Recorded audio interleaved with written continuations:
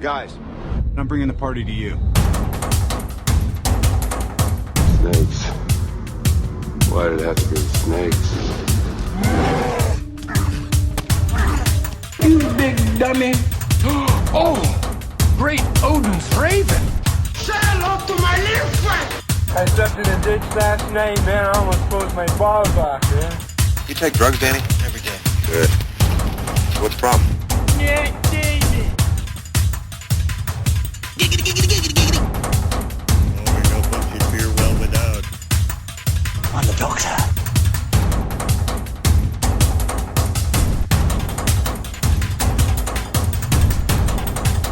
Gangsters, what's up, guys? This aggression will not stand, man. Engage. Quiet, numbskulls. I'm broadcasting. Sure. I mean, there's I think, did you guys get it all that I sent out? The 8 things? Oh yeah, I kept- eight I kept- things. Yeah, I Yes, kept it short. 8 things. It was- Yes, you're right. Yeah, just kept it short and sweet. I figured that between the three of us, that would do us for a while. I mean, there's a bit of interesting news out there in the last week or so. I mean, Yeah. The Avengers- So, yeah, hey everyone, Avengers- welcome to the Pulp Culture Cafe. why don't you introduce us and we'll go from there? Yeah. We've already Oh, started excuse me. talking. You might as well be recording it. Yes, season 14, episode 404. Isn't that a code that pops up in computer language? Yeah, there's no, it says the Yes, I know, web of course. page is missing. Yeah, Error that's what I 404, thought. Yeah. Web page Yeah. is missing. There's the title of the show. Web page is missing. And so this is our year-end show. Yeah. So Scott has sent a list of a few things. Didn't take me long to do mine. No, You'll be impressed by got how. them short and sweet. Oh yeah, I'm impressed it you is did it. very, very short and sweet. So we're just gonna rattle off and talk about anything in this year that come up, and then do that list. We get a bunch of downloads again from somebody who steals our stuff and puts it on their own web page. So thank you for doing that. So we'll start with that area. What do you got, Scott? I sort of looked up stuff, but not really. I actually didn't know we were going to do any news, but I got a bunch of stuff on the Yeah, top of my head. it's just a matter of bringing stuff, and we talk 3 hours about it. Then we have to stop. When and go on. I saw Steve Rogers is coming back for Avengers Doomsday, Mm-hmm. and people seem to forget that Marvel is very good at bait and switching. You know, when they did Doctor Strange Witch there about 4 years ago, people were surprised. I think it's going to be 5 minutes of Steve Rogers and 2 hours of Sam Wilson as the Falcon. And it's weird that people don't think that they're going to do this. They just think, yeah, Steve Rogers is back. No, he's not. I don't think it's going to be like that. But I mean, it's. I think it is them trying to right the ship a little bit. I mean, bringing back Robert Downey Jr. and now Steve Rogers, and I don't know. I personally think it's a bait and switch, and he's not going to be in it for very long. But we'll see. I mean, I'm looking forward to it, but it's amazing with the AI stuff that's going around. That's the only good thing that's come out of AI is there's so much bullshit out there. You really don't know any spoilers anymore because it's never been easier to make fake looking AI that are possible spoilers that I have no idea what's true and what's not anymore. Yeah, I saw that a trailer had leaked, and I thought, that's absolute bullshit. There's absolutely no way that there's a Doomsday trailer leaked. I didn't even go looking for it, and it was only when it was recycled by official websites and official sources that I thought, I probably need to watch this now. And to be honest, it's just listening to that theme music and seeing Chris Evans back on screen. Yeah. It stirred something. It stirred something, way deep down in the loins, I have to say. It's making me look forward to that film. It really is. And I think you're right. I don't think he's going to be in it very long. I think it's going to be a very brief cameo, and I think they're going to pay him an absolute shitload of money for it. Yeah. But I don't care. I'm looking forward to it. I want to see Captain America again. Yeah, it's going to be Tom Welling in Superman and Lois. 5-minute cameo with Lex Luthor, and that's it. Yeah. I'll take it. At this point, I'll take it. Yeah, I actually don't. I looked at it and okay, cool. I just maybe it has to do with all the fake shit out there. It's like I don't get excited anymore about it because well, that's nice. That was it. I mean, the only thing I get is when I see Chris Evans as Captain America. I can't see a better choice because of who he is in real life and the character he portrayed in the movies. Mm-hmm. You know, it's like he's supposed to be Captain America, but that's just Captain Good Guy, right? I just hope he brings back Asian sweater pillows with him.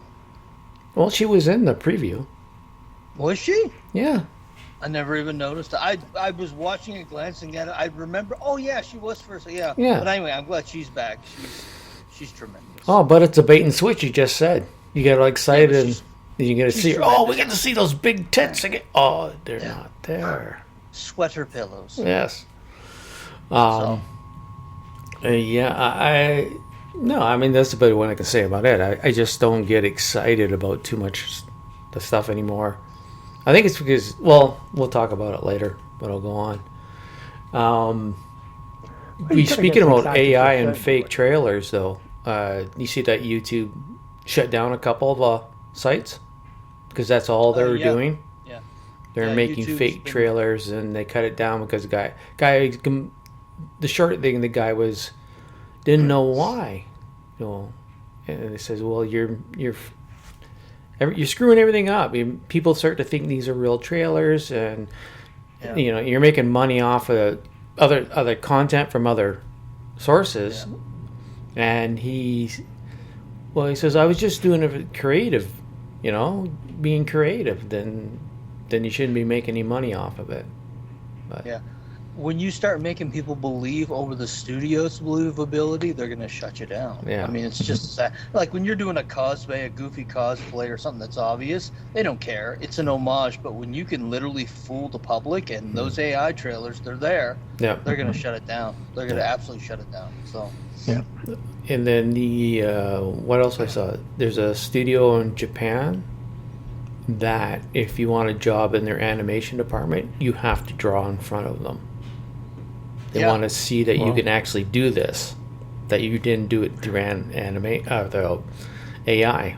So.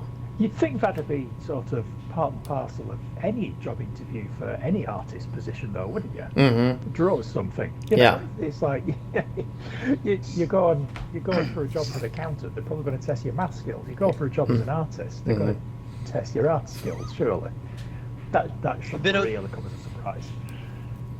A bit outside the box.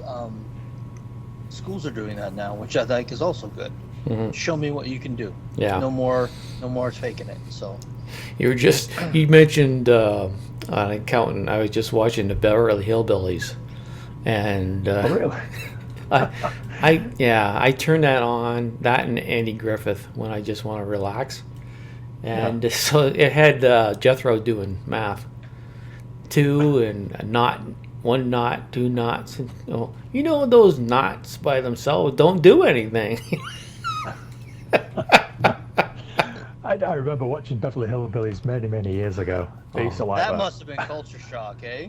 Yeah. Being a young English that's in the Beverly Hills, like, what the fuck? Yeah. Well, I mean, in those days, we're going back an awful long way. There's no internet. There's no regular, real American reporting. We don't know what's going on over there. As far as I was concerned, Beverly Hillbillies was just America. Yeah. That's just and American still is. Sorry. Yeah. I used to love that 70s movie, The Warriors. You know. Yes. For years, I was too scared to go to New York. I thought, fuck that. Yeah.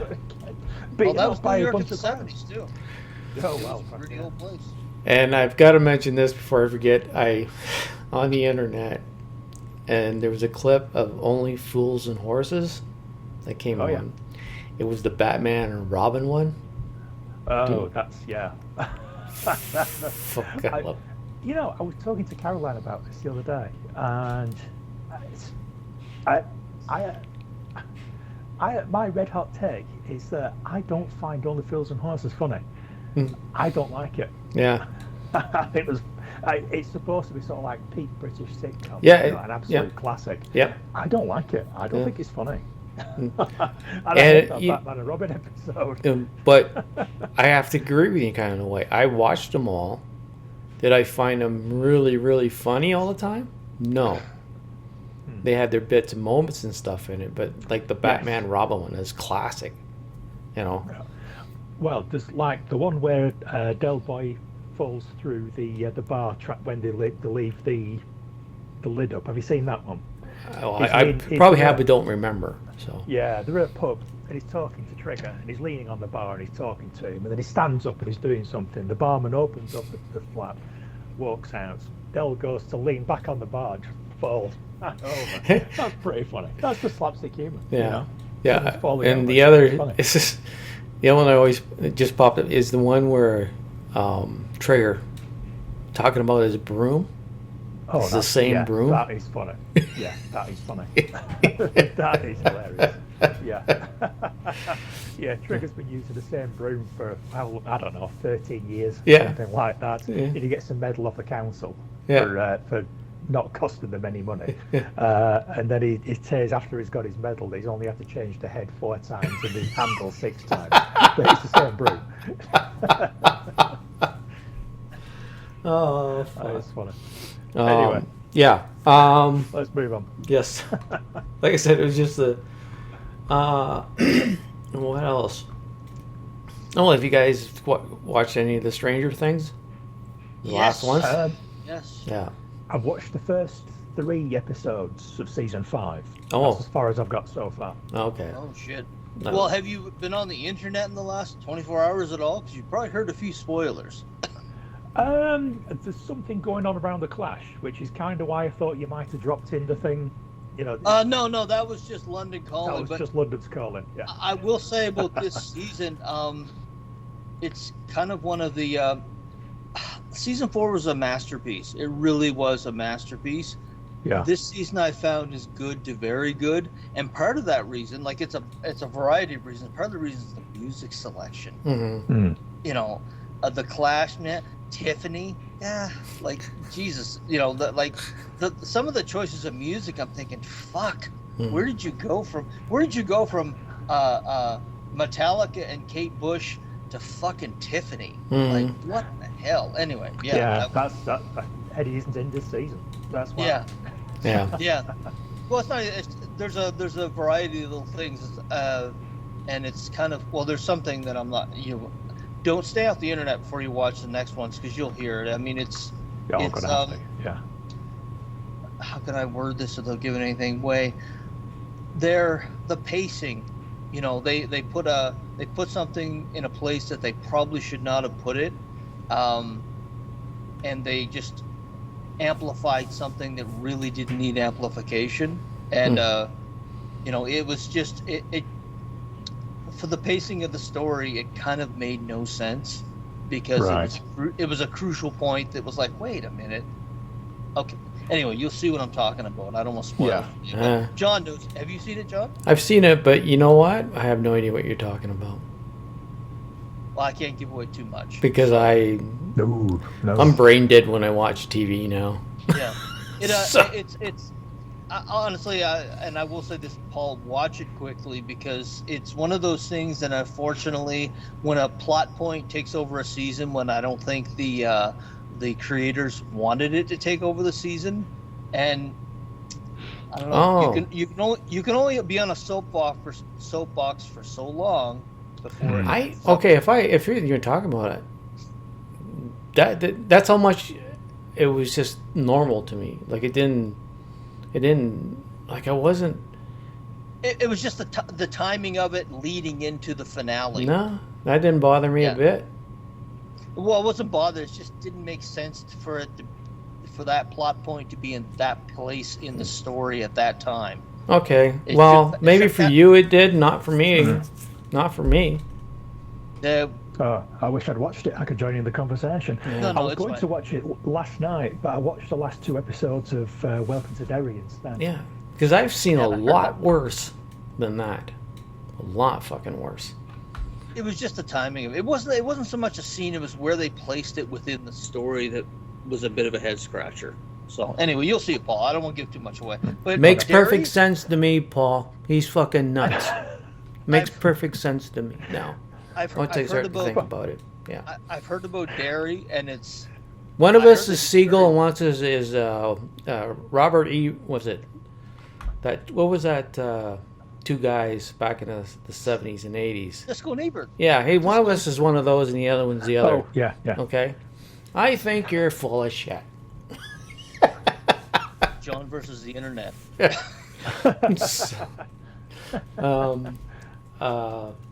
dare tell him whose opinion I value the most. So what were you gonna say? Derry. okay. Welcome to It. Derry. What? You watch it. I've heard nothing but good stuff about this series. I heard it's horrifying too. Surprisingly, yes. Yeah. My wife was disappointed. That might be a bit of a spoiler. Well, all I'll say is, if you're a fan of that type of thing at all, you'll probably enjoy it. Don't expect Pennywise to be in it right at the very start. It's world building. It's it's building up to this origin type thing. It's very good. Yeah, it is very good. I really enjoyed it. I have to say, I watched the last episode last night, and when you watch it, you may or may not think the same.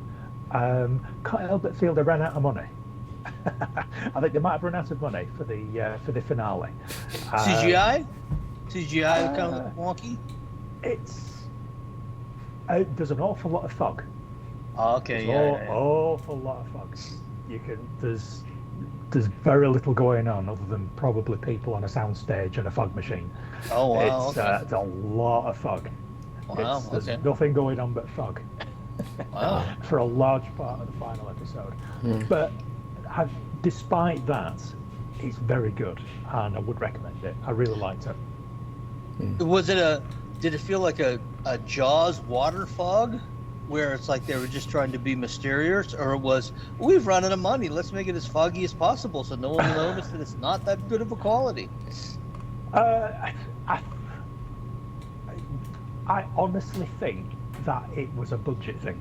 I genuinely think it was a budget thing, and I think they tried to insert some suspense Yeah. with the fog. Yeah.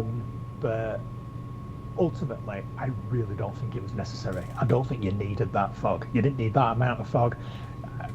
I'm sure you could have thought of something else to in all the other episodes. You don't get all that. It's not like The Fog, John Carpenter's film.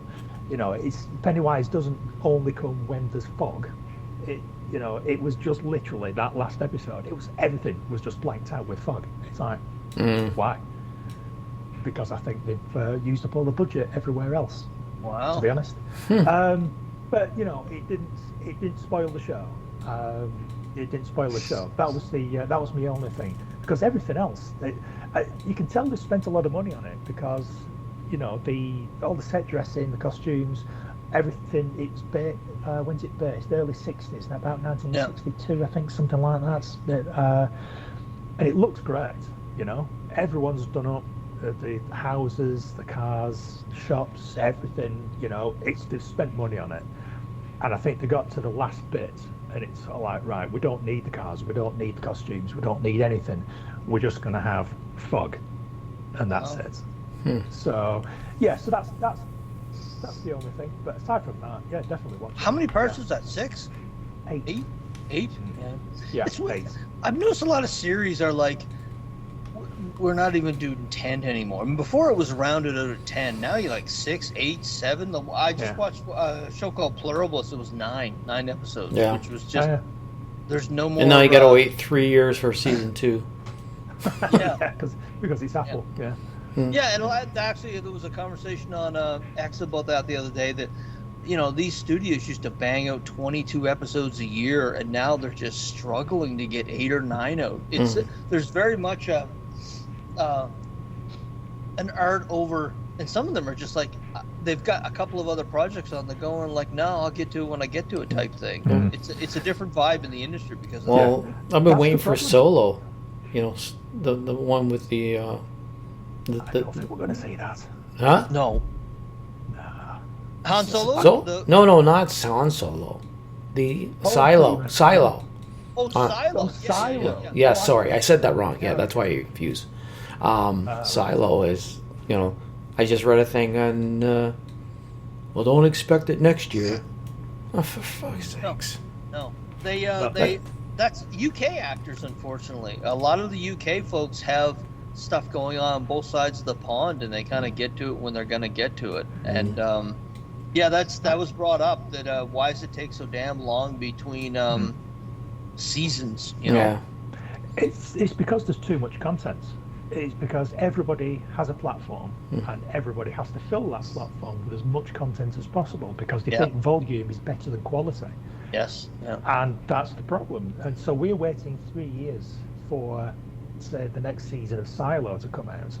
And meanwhile, they're churning out 3 or 4 different television shows about something that very few people will watch or give a shit about. Yeah. Well, the 4 years definitely, Stranger Things had a different vibe to it, and part of it was now that they're all 46 years of age. Yeah. And they're a lot old. It's tough to see. When I saw the kid with the long hair and the hat on, he looked like he was like 10 years older. It's just they hit that growth spurt, and it's like they're not those. They're not. There's not that innocence there that was there in the first 4 seasons because they're in their mid-20s now. Some of them, and I mean, Elle was like, I think she's been married and had a child now. Yeah, it's just it's a different vibe. They adopted. Didn't want to wreck her figure. Oh, they adopted. I don't know the reason. I'm just throwing that out there. Yeah, but it did. A lot of shows go into that too, where they wait a couple of years, and it does change the vibe because the people change. So. And just in case anybody freaks out listening, I think they did a good thing by adopting. It's just as, some kid that didn't have a parent and they got a parent, and now he's got parents. So I'm not against it. The internet, even though we'll never hear about it. So I'm covering my ass for something that no one will yell at us about. We should do a what's the term I'm looking for? A retraction. Not a retraction. We should do a fuck. I can't remember it. Anyway, go ahead. Okay, we'll do an fuck. Can't remember. Public apology. Yeah. Paramount and Netflix. What do you think of that whole thing where WB is now a Netflix property? I'm not done yet. It's just not done about what? No, I mean, like, in a way, I'm not done yet with it because they're going to go back to courts now. It's not official. That's what I meant by I said that. Oh, well, you said you weren't. I thought you meant you weren't done talking about adopting. No, that makes perfect sense. I don't blame you for thinking that because of the way I phrased that. But no, I'm it's. Is that gonna be a baby where that phone is the next show? Yeah. Oh, this is my new child. I bought it online. Got it shipped through Amazon. No, it's just every time I see anything, it's always about something else is going on. Even though Netflix and Warner's have said it's done, Paramount keeps screaming about something else. So it's got to go through the courts. Yeah, I heard it's going to take probably a couple of years before the deal actually gets finalised. But it'll probably happen. I can't see a good reason for it not to. If Paramount want the money and Netflix want to give them the money, and that's how business works. I looked at someone put out a list of all the properties that would be under one roof with this deal on either side. it's not healthy to have that many properties under the same roof. Mm-hmm. It's just not. Like it was a list of like 70 properties that are now under this one conglomerate, and it was like, it's. But wouldn't it's just that be not the same good. if Paramount bought it? It'd be the same No, thing. that's what I mean. Yeah. Actually, someone listed, Oh, okay, I got you. They listed if Netflix had it and if Paramount had it, and they both Yeah. were like, "Wow, really? These are all under one roof?" It's kind of a, and they did it back in the day where they would break companies up because they become these huge monopolies. And when you look at the numbers with either company buying it, it's a huge monopoly of IPs. So. Yeah. That's the only thing that might stop it going through. And I did misspeak before. They're buying Warner Brothers. They aren't buying Paramount. Paramount and Netflix are competing for it. Exactly. Oh God, I lost my train of thought. That's the only thing that might stop it. The Monopolies Commission. If it's too big an entity, then they might stop it from going through because Microsoft were buying Activision a couple of years ago. That took quite a while to go through for similar reasons because the competitors were complaining, saying that it would give them unfair advantage to own all of those properties. And ultimately it went through. Yeah. And it'll probably go through for Netflix or Paramount, whoever. Yeah. I think whoever ends up Netflix with is it. going to win, and then I think you're going to see Paramount retain the rights to image characters and start a brand new universe, which I think would be a smart thing to do because Image has always been very action orientated, and Paramount's always action orientated, so it's kind of a fit. I don't think they're going to win. I think Netflix is going to win it. I have no idea who owns Netflix. And no one really knows who owns Netflix, which is kind of a couldn't tell you. conflict in itself. It's just this entity that's grown up, ate the business from the inside out, and no one knows who owns it. So there's probably quite a lot of people who own it, just chunks of it, just shares, that sort of thing. Chinese, Saudis, all that sort of people. Yeah, that's what people are afraid of. That folks that we don't know what their intentions are. I mean, we've seen what one that comes to mind is Jeff Bezos' Prime. The Rings of Power is going to be coming out here in a little, and no one gives a fuck. Like, it's amazing how many people do not care about that show that they spent millions of dollars on, and it's like, I'm amazed it got to a third season. It's made. It's like it's like Bezos said, I have so much money, I'm going to create my own theater company, and just you go act, and I'll show up on set and tell you whether you're doing a good job. It's fascinating. Yeah. I've never seen anything like it in like the last 50 years, where this entity's just making shit because he absolutely wants to do it himself. There's no demand for it at all. It's interesting. Yeah. I'll switch it up a little bit. I broke down and bought Indiana Jones. It was on sale on PlayStation. Okay. Oh, okay. Yeah. So it still was it was the price of a regular new game so it was like $100 before, and then it went down to what you usually would pay for a new game. It's I'm enjoying it. It's stealth. I don't know. I remember one of the things you didn't like about Outlaws was the stealth. And you're like, I'm not a stealth person. This is stealth. That's one of the main reasons I haven't actually played it yet, because I believe it's very good. Yeah. The cinematics, the music, the guy who plays Indiana Jones, I believe is very good. Yeah. Everyone speaks very highly of it, but I just haven't played it yet. Yeah. So it's stealth, but there's I'm stealthing around this in the church in Italy, but there's guys around. Right, so you can pick up and club them in the back of the head with a wrench or whatever you got. The fighting, Andy did a lot of fighting, so you've really got to get used to the controls for blocking and punching and stuff like that. But I'm enjoying it. I really enjoyed it. Yeah, the voice actor does a really good job. It's amazing too that now regular actors are doing these, because there's an actor that plays a priest in the first part of them playing that I've seen on TV, and I know his face. He's been on Canadian. I think he's Canadian, so he's been on some Canadian TV shows, American shows. I get fuck. That's that guy. I know it is, because if not, they're gonna get sued. So I'm thinking. But I'm waiting to see how many more regular actors I see on there. But it's an enjoy. It's a relaxing game in a way. I like it because it's relaxing too. I'll get around to it at some point. Yeah. But I'm playing Diablo 4 again at the moment because there's a new season started and a new character available. So I'm back into that, but that's for another podcast. Well, let's get into the list thing, and then after that, if we still want to talk about whatever, we can. Okay.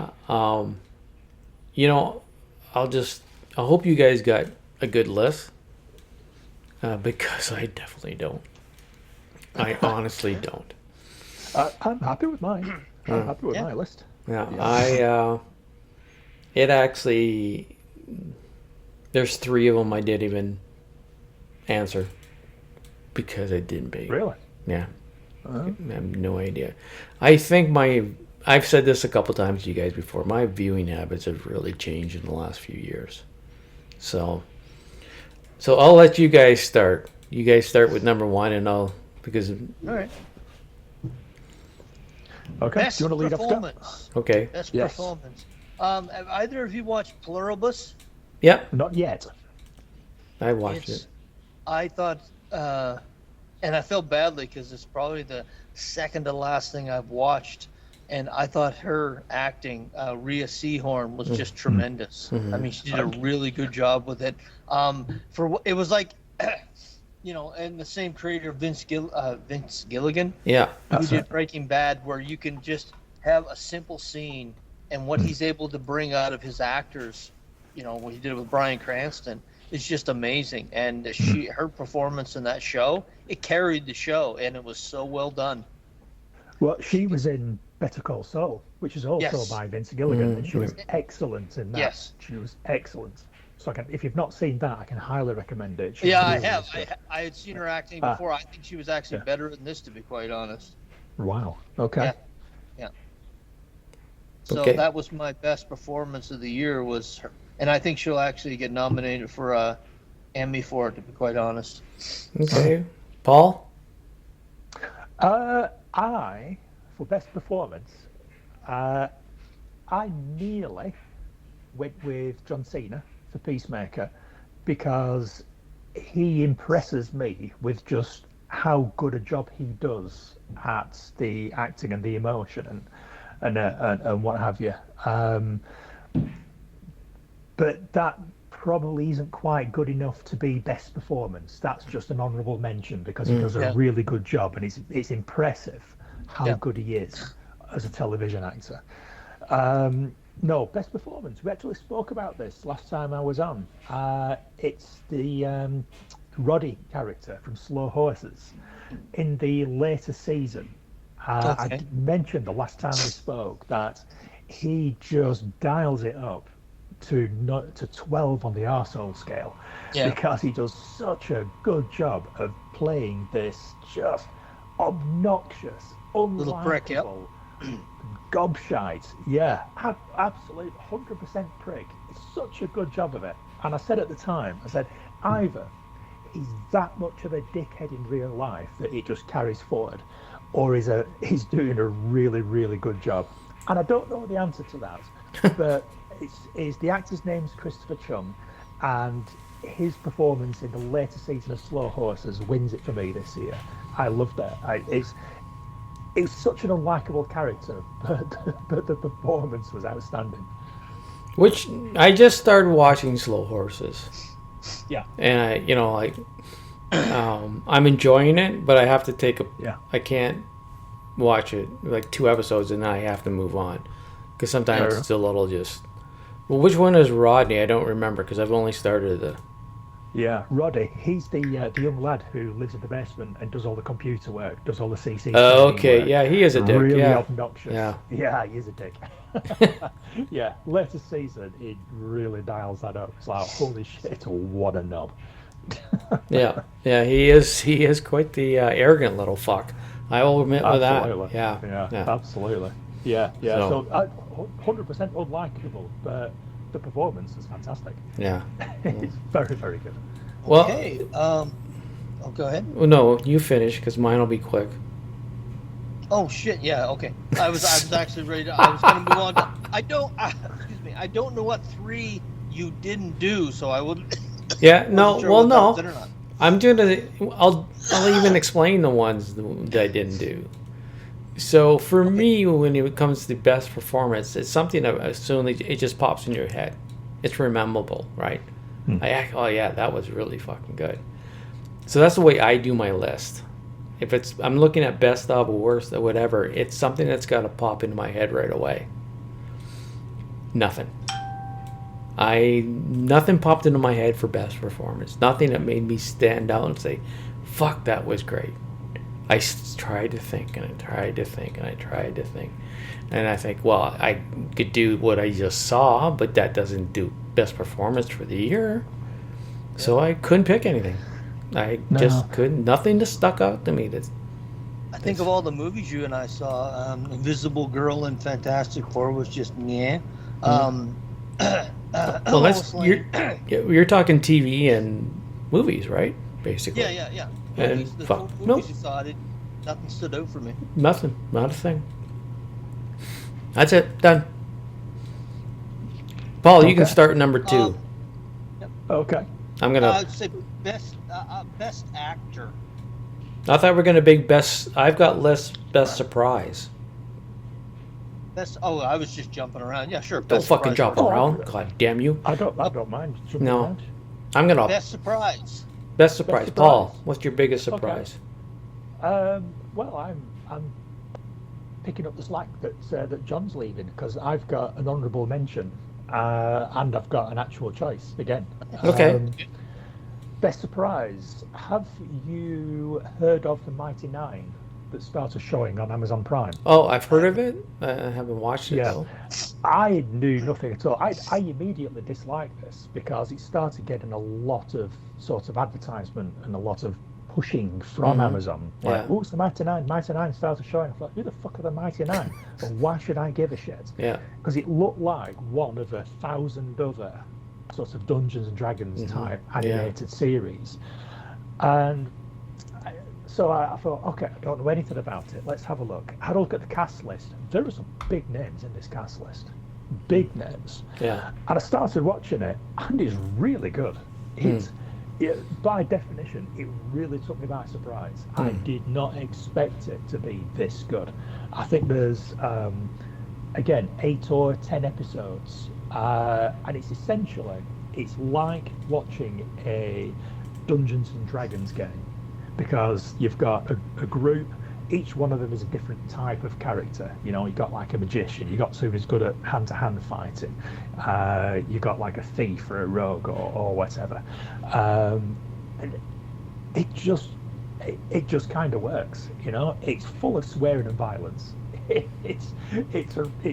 reminds me of the old Dungeons and Dragons cartoon that we used to watch, I think back in the 80s, but it's for a much more mature audience, and I really enjoyed it. I thought it was really good. However, that's the honourable mention. The winner is actually Ballerina, the John Wick spin. Oh. Okay. I did not expect that film to be that good. It has absolutely no right being as good as it was. I thought it was going to be rubbish. Because it's a John Wick spin-off, I thought they're cashing in on the popularity of John Wick. It's not going to be as good.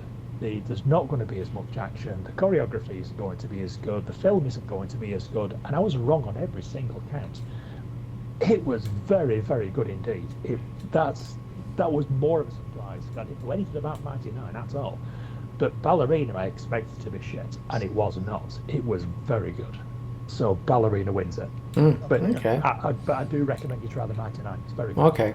Yeah. I've got a honorable mention for best surprise, Mobland. I thought was much better than I thought it was going to be. That But was for very me- good. Yeah. Yeah. For me, when I walked out of like, all the MCU, all the TV shows, it seems like over the last 5 years, they're not as good as you think they're going to be, or they're they're dead out of the gate. But when I walked out of Thunderbolts, I was like, okay, they've stopped the bleeding. They've really, and it was a very big surprise. I thought, I've seen these characters. Walking in, I'm thinking, okay, I've seen all these characters for the most part on Disney Plus. It's not really the Thunderbolts from the comics in any way, and I thought, I wasn't sure it was going to go, but when I walked out, I was pleasantly surprised, and I thought, okay, they're starting to do it right now, and hopefully they can build on it. And they did. The FF was good, and that's why I have some hope for Avengers Doomsday. So that was my best surprise of the year. It nearly made my list as well, Thunderbolts, for exactly the same reasons. That movie had no right to be that good. It shouldn't have been that good. But it was Thunderbolts, yeah. I enjoyed it. Yeah. That was about it. It didn't give me that feeling that, as you got, Scott, that the MCU is back. I just thought, this is better than a few of them have been. So it didn't grab a hold of me. I enjoyed it. When I think of the MCU and when something I really enjoyed around it, it's its return value, return viewing for me that makes it stick out, right? If it makes it stick out, like it's been on Disney now for a while. Not interested in watching it, so I can't. You said biggest best surprise. No. My biggest surprise is not from this year. It's from a Netflix series that I've been holding off watching, and I finally sat down and watched. It's the German TV series from 2017 to 2020, Dark. That one hooked me. Yeah. I started watching it, and I got so enthralled with the whole series. It was just very imaginative to me. It's one of those shows that I've been waiting a long time to watch, and I just waited and waited because then finally I'll break down and watch it. And I got hooked. I had to stop watching episodes because I wanted to savor it. So it is it's a multi-layered thing. It's time travel, different dimensions, parents' love for their children, father love for his son, Romeo and Juliet thing. It's you have to really stick with it to get it. If you stop because you're getting too confused, then you're not gonna like it. But I stuck with it because it was just so fucking different. Something finally different, and I couldn't figure out what was going on, which is rare for me now. Most movies I could figure that scene. Oh, okay, yeah, fuck, you're setting up for that. I already know that. It's not fucking new to me. To give you an example, there's a movie on Netflix called Troll 2. There was the first one from Norway. The second one, they did a scene. I said, oh, fuck. I know what's going to happen. You're paying too much attention here. Do something different. No, you did the same fucking thing. Fuck off. But I enjoyed the movie anyhow. So that was my best surprise. That was the one that, like I said before, if it popped in my head right away, and that one popped in my head right away. So that stuck with me. That means to me it was good enough for the whole year. I highly recommend it. But you have to stick with it. So. I'll start with the two, like a circle here in a way. So I'll do it. Best actor. Yeah. Nothing. there's again, it has to stick with me, something that sticks out, and there's been no performance to me that said this is fucking awesome, this is really great, this guy did a really good job, and again, nothing popped in my head, not a fucking thing. So okay, Paul. Okay. I mean, I'm kind of similar to you, Johnny. I find it difficult nothing just pops in. So I spent a bit of time browsing lists on the internet, Yeah. you know, TV of 2025, movies of 2025, and just by reading down the list, if it's all like, oh shit, I remember that guy from that, and he did that thing, then it goes on the list. And I was kind of like that this year. I kind of wish that we'd had this conversation first, because when Scott mentioned Mobland, I immediately thought of Tom Hardy's character, and he was fucking awesome. And Tom Hardy was excellent in that show.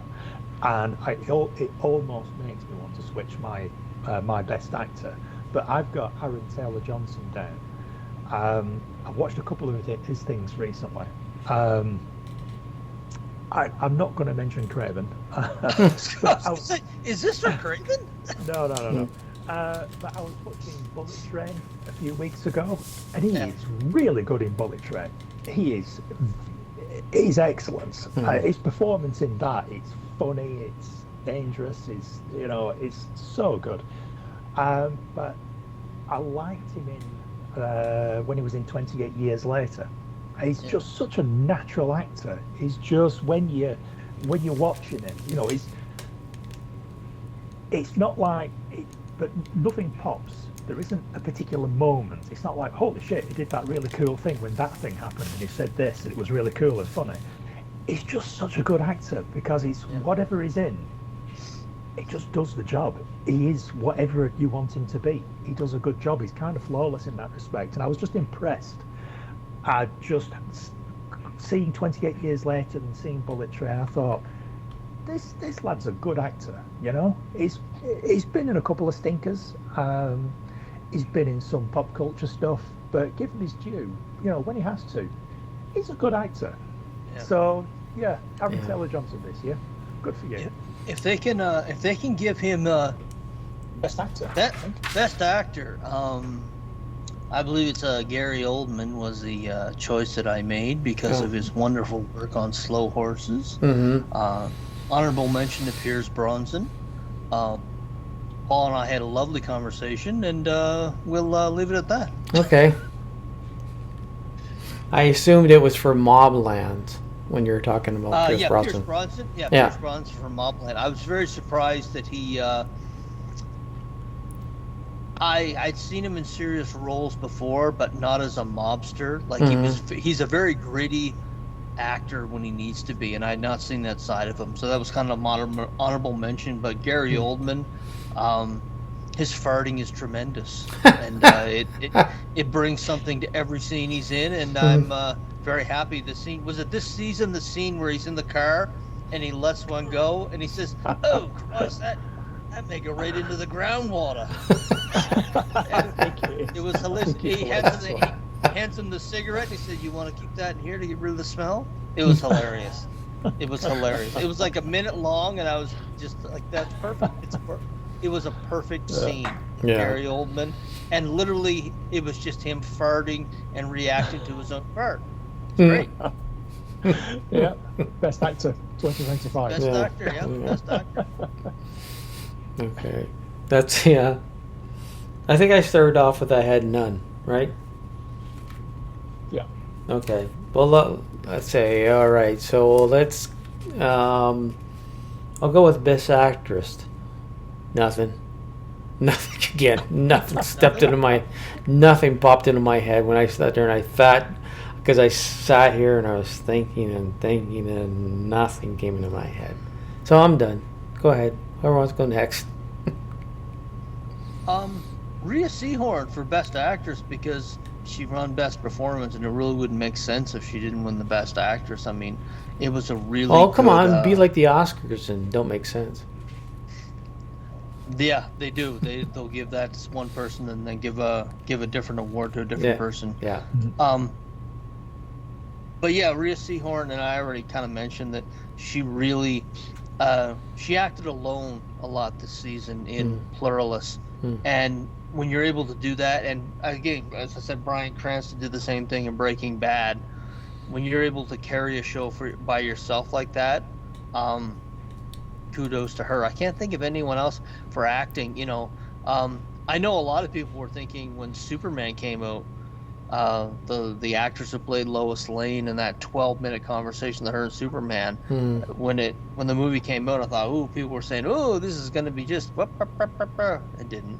No, it wasn't very good. The scolding scene. Oh yeah. Okay. Well. Paul, Best Actress. Yeah. Yeah. I've got a good one. Genevieve O'Reilly, Mon Mothma from Andor, seasons 1 and 2. Yeah, not bad. Not bad. Yep. Yeah. No, that's a definite for me. To be fair, I was reaching. I couldn't really think, because as much as I like Ballerina, I wouldn't put Anna de Armas up for Best Actress. I'm afraid. Maybe action star. Yeah. Best action star. If we'd had that category, maybe. Yeah. But yeah, Genevieve O'Reilly in Andor season 2 is very good. It's a standout performance. So absolutely 100% Best Actress 2025 and on my list. Yeah. Okay. Okay. Well, I'll go then, because we're just pausing, him and on shit. Worst disappointment. This is a general. I bet thing. they're all the same. I bet they're all the same, or close to the same. I bet 2 of the 3 of us have the same disappointment. Go ahead. No, I bet you're not. I bet not. I bet you not with me. You All guys right, ain't go even fucking close. I can All tell right, you go that. ahead. Okay, go on. Entertainment, TVs, and movies. I am so disappointed with the fucking industry. Everything, the whole lot. The whole lot. I find it boring now. I don't find it having to sit and constantly. Well, I can go on and leave something for weeks before I go back. Nothing coming out in the theater really says, fuck yeah. Nope. TVs, same thing. You guys talked about, one of the things you mentioned, I started thinking about the Netflix series. Oh fuck! It came out. I watched it, and it took forever for season 2 that came out. It's the one with the Squid Game. Huh? Squid Game. No, That took a not long Squid time for Game. season 2 to come out. It's the one with the author Neil Gaiman that got in trouble. Oh, Sandman. Yeah, Sandman. Oh, Sandman. Yeah. I passed that. And don't give a fuck. Is the second season out? Yeah. Second season's out. Yeah. Is it? Yeah. Okay. Yeah. We were waiting for it. So yeah, I'm gonna be looking for that. And that's just it. That's part of the thing. You wait and wait and you wait, and then it does show up, and you don't even fucking know because you stopped looking for it. Yeah. There was a conversation on that how stuff is. There's no events anymore. Mm-hmm. It's very much just a blob, and there's major Hollywood actors that have stuff dropping on platforms that you don't even know about till it shows up that week. Mm-hmm. And that's happened a few times this year. They're like, oh, I didn't even know they were making a movie that ends up on Netflix. Yeah. Like Keanu Reeves. Keanu Reeves did a movie that ended up on Netflix. Nobody knew it was coming. And it was all of a sudden, oh, there's new Keanu Reeves on Netflix. So there's definitely a disconnect from what there used to be as far as events. Like, even you guys are getting excited about Doomsday and stuff. No excitement at all. You know why? Because it's new. Not new. It's not fucking new to me. It's nothing that's going to grab my attention and say this is different. I don't care where the story goes. You've got the same people. You've got the same basic storyline. Big baddie comes in. He's going to want to take over and wipe everything out. We got the good guys come along and save the day. May take them 3 or 4 movies, but fuck, we'll get there. So, TV, you know, I had a series from 2017 is the closest thing that got me excited. All right? Nothing. Not a fucking thing gets me excited and want to go. Like, to actually go. The reason I only go the first day of the movies is that I can then spend my time fucking on the internet going through watching other stuff without all the fucking spoilers. It's not because the movie's that exciting to me. I just want to be able to not be able to fucking hide on the internet or whatever to see the spoilers. So it's just the whole entertainment. I get more excited from reading books because it's the same characters, but it's, I don't know, the books give me something better. So that's mine. Sure, Paul. Well, on that note, on that exciting and inspirational speech, worst disappointments. I flip-flopped between a couple. Now, I went with 28 Years Later because I was really looking forward to this film because I love the first one. Absolutely love the first one. And the first half, or the first half hour of 28 Years Later is really good. It's really, really good. And I was kind of expecting the whole film to be like that, you know? Yeah. Sort of like trapped out in the wilderness, being hunted by these zombie people, or, you know, trying to find the way back, trying to keep his son alive. And I thought, oh my God, this is going to be so tense. I'm going to have a heart attack before the end of this movie. This is going to be awesome. And then they get home, and then the rest of the movie is basically a Home Alone meets Apocalypse Now. And I thought, yeah, I am not interested in any of this. This is not what I expected. It's not what I wanted. I'm not enjoying it. I don't like it. Right at the very end, they introduce the shell suit parkour paedophile group. And I thought, that's random. I'm not really sure where this idea came from. And then it was a cliffhanger, and there's going to be a second part. And I thought, you've not really left me wanting more, Danny Boyle. I have not seen the end of it. You said that they introduced a pedophile group? Yes. Yeah, I heard that too. Yes. And the sequel is called The Bone Temple? Yeah. Well, let me expand. Okay. So right.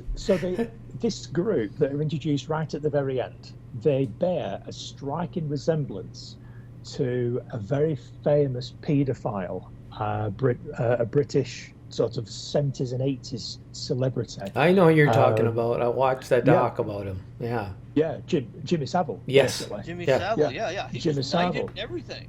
That's right. Yeah. Yeah. Very infamous paedophile. It's a horrible story. But this group bear a striking resemblance to Jimmy Savile, and I don't know why. I don't know whether that's a good idea. And then when we'd got to the end of the film, and I thought, you know what? I didn't really enjoy that as much as I thought. And then they introduced the paedophile gang, and then it's sort of to be continued. Watch out for part 2 coming up. And it's like, why the fuck would I want to watch more of this? So yeah, after 28 years, quite literally, it's in the title of the film, of Danny Boyle coming back to the property, and something that I was really looking forward to. It's like, what the fuck have you done to this franchise, Danny Boyle? Oh my God.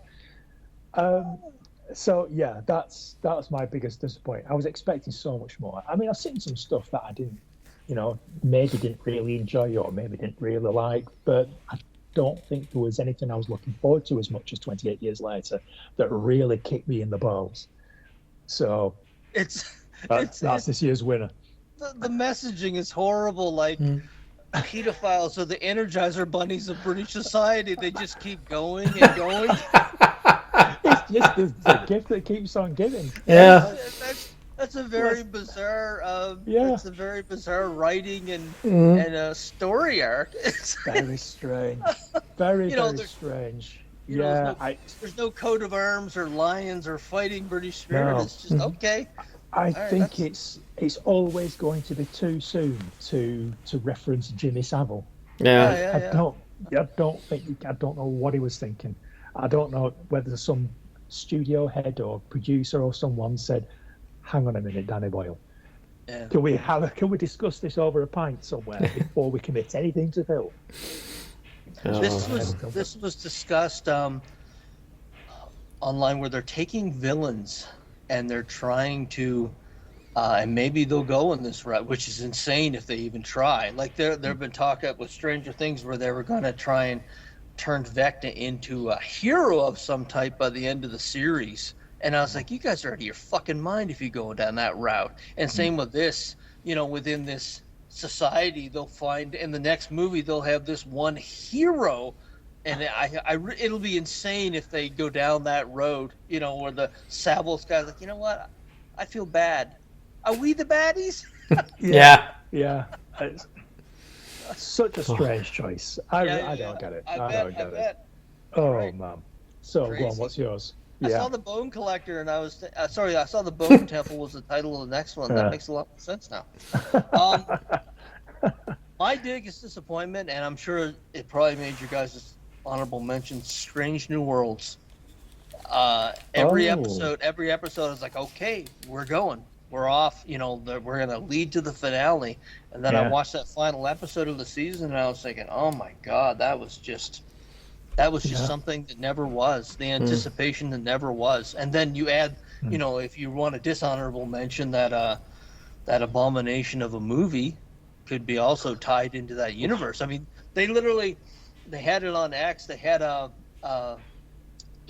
funeral for Star Trek, where they said that, between the Strange New Worlds, that movie, and the Starfleet Academy and the look of it, they're like, I don't know how that once beloved franchise comes back from the things that they've been doing in the last 3 to 5 years. But yeah, Strange New Worlds, at the end of it, Susan and I both looked at each other like, that's it? And they just wrapped up filming on the final season. I'm not sure when that's going to be coming out, but it's definitely one of those things that when Susan says to me, she said, we'll watch it whenever. That's her code for we're never going to watch that season. We did it with Discovery, where she's like, we'll watch it later. Watch it later for her is I'm never going to watch that again. Wow. Yeah, that's a good one. Yeah, I'd completely forgotten about that, because I remember when we were talking about it, the first few episodes, it's just more disappointment on top of... then Sector 31, I can't remember what that movie was called. Yeah, see, I was trying to remember the name of the movie. Yeah. I've managed to blank it out of my mind. Yeah, actually. Just a double whammy of garbage. Just a double whammy of garbage. Awful. Yeah. What a terrible, terrible film. I think the only thing they can do now for Star Trek is reboot the original series with the cast that they've been growing during the course of Strange New Worlds. Because I heard that they cast Thomas Jane as Dr. McCoy. That's going to be hard to get used to. I enjoy Thomas Jane, I do, but picturing him as McCoy is really going to be hard for me for the first little bit. So I can see it. I don't see him as channeling DeForest Kelly. I see him as channeling Carl Urban from the movies. And I can see that. I can see him doing that. Whether he'll do it as good as Carl Urban, I don't know. Yeah. But I'm not against it. I don't think it's bad casting. So. Plus, he was in The Expanse for a long time, so he does science fiction. So. Yeah, no, it's not that. I just, when I picture McCoy and I don't know, I still want somebody like Carl Urban still had that kind of round, chubby face, even though he didn't. Yeah. And Thomas Jane's got this narrow, very strong face. Now, if he could just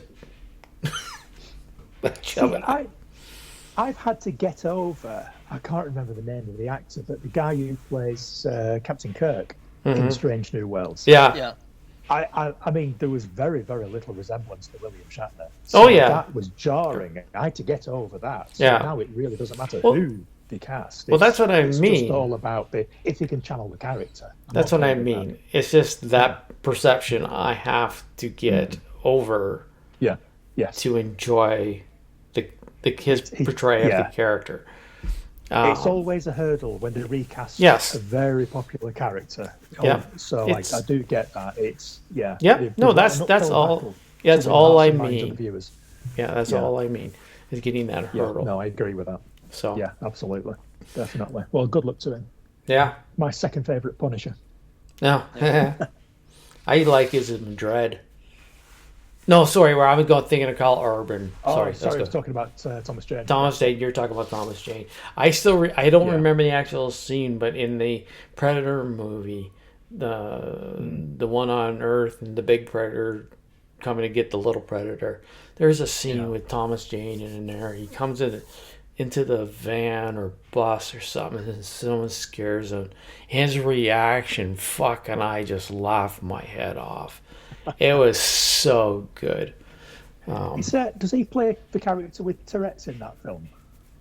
Am I remembering that correctly? I don't know. I just I have. I might have to watch that again. I mean, that's the one with who's the guy? Anyway, we're starting to talk about Predator now. Yeah. So, I forgot where we're up to. Oh, where's Disappointments? That's where we're up to. Yeah. Yes. The QB. Yes. Huh? Yeah. So I nearly put. Oh, sorry. Go on. No, I'm trying to figure out. Did we all do it? Yeah, we did. Yeah. Scott went last. Okay. Yeah. The quarterback. Basically, what I meant by the quarterback is the show that has been consistently good throughout the year. Whenever you've watched it, it's nothing should stand out, but each time you sit down to watch it, you're like, okay, this is really good TV and or a movie series or what have you. Yeah. Yeah. I've actually got a small list. Okay. Oh, you've got a list. Wow. I've got a small list. Nice. Yeah, because it's some of them have been going for quite a while. Some of them are relatively new, and every time I sit down to watch them, I keep thinking, "There's no way this season is going to be as good as the previous ones because the previous ones were so good that it's going to start going shit." So, Slow Horses is on there because it's still so good. Yep. It's just such a good show to watch. Rick and Morty. Bearing in mind the creatives behind it, who did the voices, don't even do it anymore. It's still good. It's still so good. It's ridiculous just how creative and just how well written that show is. I think we're going like 8 seasons now, maybe longer. I can't remember. No, I think they've done 8 seasons. Damn. It's surprising how good that is. I've put Stranger Things on the list because despite the criticisms it gets from the kids being in the 30s now and that sort of thing, I really enjoy watching that show. And nostalgia has a lot to do with it because, I was born in the 70s, I grew up in the 80s. I know the look, I know the music, I know the references, I know the TV and the movies.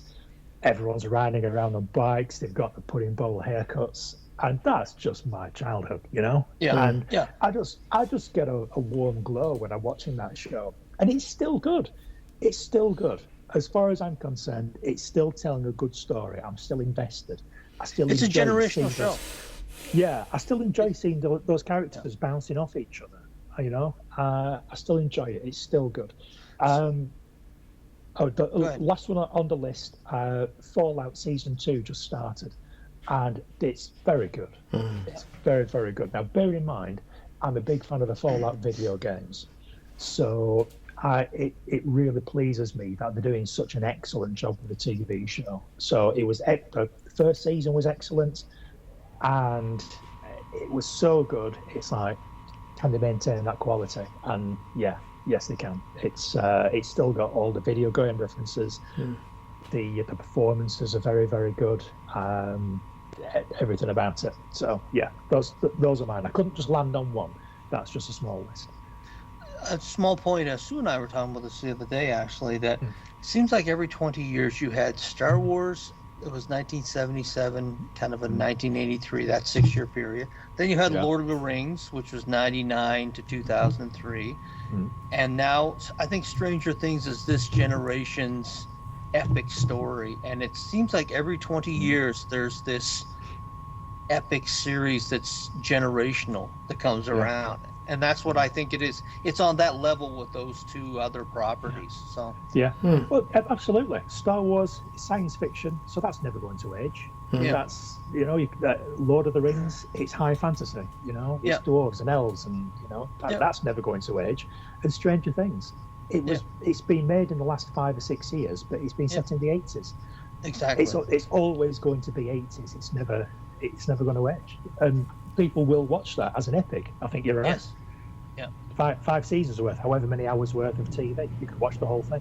I could watch the whole thing again, easy. It's one of those things that I'm sure that parents will be showing their kids it over the years. This is what it was like to grow up in the 80s, and it did get a lot of that right.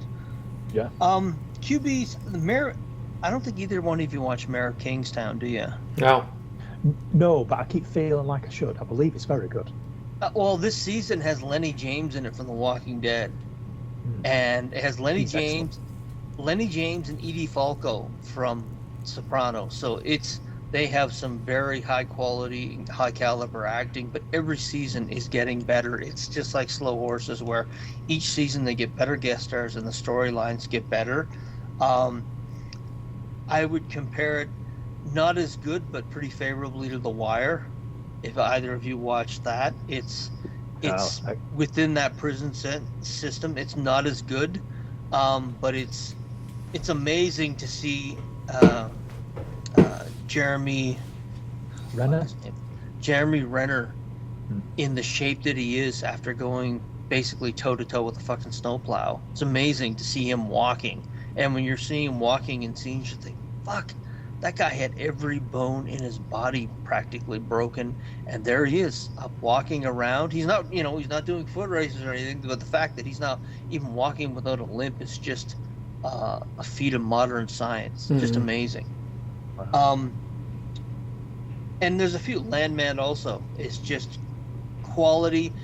Nothing. Sam Elliott's in this season, which, whenever you put Sam Elliott in anything, he's just very good. And we've seen this in shows sometimes. They'll put music in the background to try and hide bad acting. There's a couple of scenes in the new season of Landman with Sam Elliott and Billy Bob Thornton that they specifically leave the music out so you can see the acting, and it's such high caliber. And those two shows, over and over, each episode is very good, and each season has been very good so far. So that was my QB for the year, Mayor of Kingstown, and special mention to Landman. Oh, cool. Mine is toilet paper. It always seems to, quality, good product. It's always there when you need it. Nice. Unless you've run out and forgot to buy more, it's constantly there. It's constantly a good product. It does its job. And, so that's my quarterback for the season. No quarterback? Nothing stood out? Just no quality. Just all right. It's it's there. So most original. Most original. Well, I'm gonna go original. I'm gonna go back to the only one that's really I've talked about seriously is Dark. That is so. My thing is, it has to cast my attention, and then also make me say, like, I have no idea what the fuck's going on here. I cannot guess what's going on. I have seen so much that that with this show I couldn't guess what was happening. So that was my most original property. So how about you, Paul? I'm going to cheat a little bit. A little bit like John, this is something that I discovered very recently, which is actually a couple of years old. Mr. In Between. Have I mentioned that on the show before? I remember telling someone about it. I can't remember who. I don't remember hearing about it. Yeah, it sounds familiar, but it was recommended to me fairly recently. There's only 3 seasons. It's on Disney Plus. It's an Australian TV show, and it's about he's a hitman. But he's not a John Wick hitman. He's not sort of an international globe-trotting, smartly dressed hitman. He's just, he kills people for local gangs. Is that that type of hitman? He's sort of like grassroots. He lives in a small house, separated from his wife. His daughter comes to stay with him on the weekends. And the show itself, it's more about his family life and his private relationships that is about the killing. You do see criminality, but it's so weird because the whole show. And last time I was telling someone about it, it was hard to describe. The whole show is just so normal. It's just normal, everyday stuff. It's like a job. He goes to work, and you'll see him and one of his friends, and they sat in a car, and they're talking about who the best Batman is, and they're ranking the Batmans in order. And they do the same thing with James Bond in another episode. Who's the best James Bond? And sort of like, and they're trying to remember Daniel Craig's name. And then, like a couple of scenes later, one of them will just go, Daniel Craig. And they have normal conversations, they have normal lives, they have normal families, but they kill people and dispose of bodies.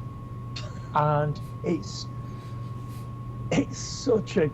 It's so good because you just really get invested. He's a really likable character. He's a fucking sociopath. But he's such a nice guy because he absolutely adores his daughter. He's such a good relationship with his daughter. He's a really good dad. He's a really good friend.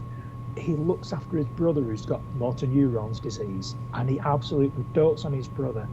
And in every other respect, he's a really decent human being, and he's a really nice guy. And he has conversations with his friends the same that we're having conversations now. Yeah. And then every now and again, there'll be a short couple of scenes in every episode or every other episode or whatever, and he'll just end up shooting someone, or he'll just butcher someone and cut them up and go and bury them out in the woods somewhere. And it's just so normal, and it's so excuse me, but because you see more of him being this nice family guy, when you get around to the violence and the gang stuff, it's just normal. It's sort of like, well, yeah, it's fine because I know he's a nice guy, and I know that he, takes his daughter to after-school clubs and that sort of thing. So, it's I've never seen anything like it. It's really interesting. It's really different. And like I say, there's 3 seasons. I think the last season aired a year or 2 ago, so it's not new. But it's new to me this year, which is why it's on this year's list, and I highly recommend it. There's only something like 6 episodes per season. It's a really short watch. They're only like 25-30 minutes each. It's a really short watch. You can blast through all 3 seasons in no time. Okay. And where did you watch it on? Disney Plus. Disney Plus. Okay. Oh, wow. Yeah. Wow. Yeah. The character sounds a bit like from Breaking Bad, the cop who had a daughter. Yeah, same idea. Where he's like this doting character, but when business comes up, he doesn't think twice about killing someone or hurting someone, etc. Yeah. It doesn't seem the type, but he's very, very capable at killing people. Okay. My most original was Pluribus. It was original for the simple fact is it's an invasion program, but we think Mars attacks, we think it's Independence Day. This is an invasion if a bunch of stoners took over. They don't want to hurt anybody. They want to help you out. But it's very original in that way because it shows you an invasion without an actual invasion, where all of a sudden you just wake up one day and you've been completely taken over. But they're very nice people and they don't want to hurt you. And some of the stories that come out of that and the reactions and how society would function, I've never seen anything like it, to be quite honest. And that's why I think it's the most as interesting as it is. It's kind of slow paced, but the way the invasion went about, it has to be slow paced because there's no other way you could really explain the story the way it's been set up. I've heard it kind of described as a reverse zombie too. Yeah, it's one of those things where, when you have a very civilized invasion, supply management's going to be involved. It's just the way it goes. The trains, planes, and automobiles still run.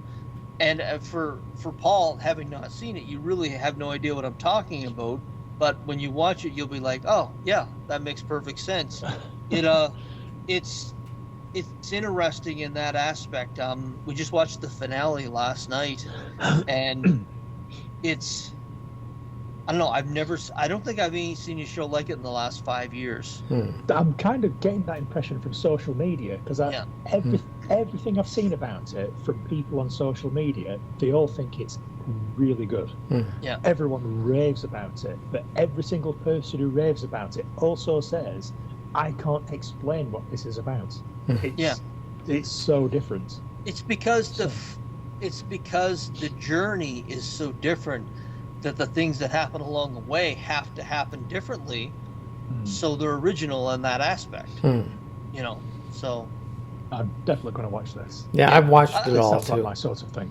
Yeah. The closest thing I could relate to it is a gas attack. You know, where they say that, you know, governments may have weapons that they'll just kill the people but keep the infrastructure. It's kind of in that vein where you're thinking, what would happen if that happened? Where there was no one left but just the infrastructure and everything was working fine, and the enemy was rather pleasant. So, I mean, honestly, I can say right now, without giving too much away, I'd have my own presidential plane. John knows what I'm talking about. Yeah, He will too. I would. But Yeah. No, it makes you think. It makes you think. There's a lot of questions about humanity and how the type of people in this world is also wrapped into this series. It makes you think, which is interesting to me. Okay. Yeah. I'll report back when I've seen it. There's three obvious types that I can think of right now that are in the world that you know who they are. The fuck. What do we got? Okay, so this one I actually looked up. I needed something other than nothing. So this one I kind of dug up. I kind of looked to see what was coming up in the next year, and I thought, oh yeah. And honestly, the only thing that sort of got me interested was Devil Born Again, the new season coming up, and just to see where that story's going, because I really enjoyed the series overall, right? Just to see how, another one of those, because it's been so long, I can't tell you right off the head what happened in the last season. So I'd have to go look that up and find out exactly what happened. But everything I've seen coming out on the theaters and everything come out, nothing says, yeah, I'm fucking waiting for that. And the closest I could think is just Daredevil Born Again, the next part. Yeah. So that's my future shock. Not gonna be in that. What's that? I heard someone had said that Punisher's not going to be in that. I don't know how he can't not be in that, because he's, you know, if you remember the end of the season, isn't he locked in a cage in a basement somewhere? He's kind of he got out in some form. Did he get out? Yeah. Post-credit scene. Yeah. Oh, I did not see that. Yes, you're right. I've forgotten. Yes. Yeah, I think that is a post-credit scene. Yeah. Oh, I did not know that. Okay, I did not watch it through. I'm surprised if he's not in it, though. Sorry, go on. For me, the future shock is indeed Avengers Doomsday, which isn't until the end of the year. But it's not for whether I'm specifically looking forward to the story. That is going to be a definitive thing for the MCU, because the movies for this year were not gangbusters. They made a little bit of money. I think the FF may have lost some money. But if this is not a booming success, I think you're going to see some head roll at Marvel. You know, if this is a $450 to $650 million film as opposed to $1 billion film, considering the Avatar is about, I think it's going to make $1 billion. You're going to see the folks at Marvel say, wait a minute, this isn't working. This is not Thanos. This is not Avengers Endgame. We need to make some changes. You mean the latest Avatar? Yeah, I heard it was at 375 million worldwide on the first weekend. So they said it was on its way to between 700 and 900 million, and they said possibly $1 billion if it stays in theaters. Okay, well, I've heard that this might actually be the last one. It didn't perform as much as they wanted it to. Which is, I think I've said it on a podcast before. When your tent poles, like if the tent poles like Avatar and Deadpool ever start taking a hit for Marvel, that's another sign that Disney has a marketing problem. So yeah, I hadn't paid much attention to it over the last week. I know it did it was at 350 million in its first weekend worldwide, and I thought maybe it was gonna do it. But yeah, if it isn't as successful, Disney has a marketing problem, and I think that will play right into Avengers Doomsday at the end of the year. And if it underperforms, I think a lot of people are going to get fired at Marvel, up to and including maybe Kevin Feige. It'll either be, you need to go. You can either quit or we fire you. Go ahead. Going slightly off tangent. If Doomsday fails in any way, I think that'll be the last time you see a Marvel movie in theaters. I don't think they'll stop doing Marvel properties. I think you'll start to see Disney rolling out the AI slot, and I think you'll see a lot of Marvel content, and it'll just be AI generated shit. I think if Doomsday fails, I can't see them spending a lot of money on doing anything. I think they're already doing it. I think they're already doing it. When I watched Predator Badlands and I saw that budget, the budget was like 107 million, and that CGI was flawless. And I remember when I got home and I saw the budget, I'm like, wait a minute, that's a very low budget for that quality of CGI, unless it's not CGI. They're all in on AI. They're the one company that people have been railing against, and it's coming. Yeah, it's coming. Yeah. You're gonna see. That's what you'll see, because these companies will say not as many people are going to theaters, or we want to do certain types of movies and we can't do them, so we'll just use AI. Yeah.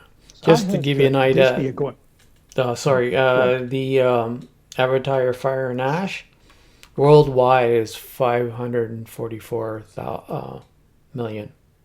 Yeah, so it's probably going to close in on 800 million by the time it's run, but I mean it's. I think they'll get another one. James Cameron, I saw an interview with him the other day, and he seemed optimistic we'll get a fourth one. There's a fourth and fifth one actually that he wants to. It was funny. There was an interesting conversation on Twitter. He has not done a movie other than Avatar since 1997, and a lot of folks are saying that's a lot of wasted tape. He can do what he wants. That's his life. But there's so much good cinema that he could have done over the last 25, 30 years that he's just been dealing with Avatar. And Avatar is one of those, it's made so much money, but it's not beloved really in any way. It just makes money. It's I put on the thing, it's the Nickelback of cinema. Yeah, exactly. You know who it is. You've listened to their songs, but there's no real adoration for the band at all. And it's the Nickelback. Like it's if you asked me characters from the film, I couldn't tell you right now. I mean, Sully. I guess Sully. I know the name Sully, but all those characters, I know who Darth Vader is, but don't ask me to name the villain of Avatar, because I have no idea what his name is. So yeah. Interesting. Yeah. No, you're absolutely right, because I don't think I know anybody who loves Avatar the same way that people love Lord of the Rings or Back to the Future. Star Wars, Doctor Who. Star Wars. Exactly. Yeah. It just is. Avatar baffles me. I think the reason the first one made so much money was because at the time the CGI was it was just so outstanding. It was so impressive. Yeah. Oh no. Yeah. 14 minutes. We got 15 minutes. That's fine. Oh yeah. But I don't get Avatar. I don't know why James Cameron's spending so much time and money on this. But maybe he's doing a Bezos. He wants to see it, so he's making it. Yeah, absolutely. Because I even heard that this latest one isn't actually that good. I don't know. Anyway, it seems like he's telling Dances with Wolves over and over and over again. That's what someone said. It's basically the last three movies has been different versions of Dances with Wolves in different locales. Yeah, I think that's quite a good analogy, to be quite honest. Yeah. But go ahead. So it's me then, is it? Yeah. Future Shock. Right. Okay. Well, I'll be very disappointed if The Punisher isn't in Daredevil season 2 because my future shock, the property I'm looking forward to most next year, is the Punisher. Yeah. Because you've got season 2 of Born Again, which I just assumed he was going to be in. If he's not in it, I'll be terribly disappointed because I've really been looking forward to that. He's in Spider-Man Brand New Day, apparently. Yeah.